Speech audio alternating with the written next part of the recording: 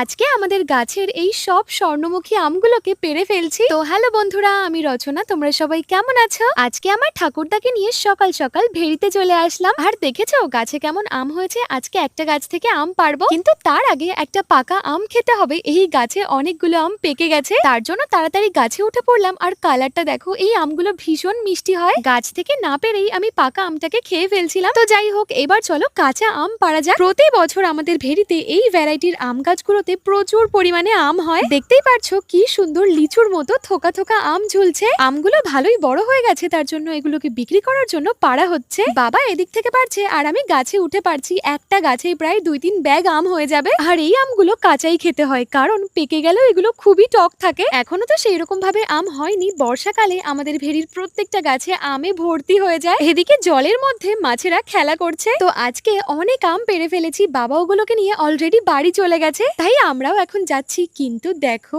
এটা কে, তোমরা কমেন্টে জানিও কিন্তু। তো আজকে এই পর্যন্তই। কেমন লাগলো জানিও। দেখা হচ্ছে পরবর্তী ভিডিওতে। টাটা।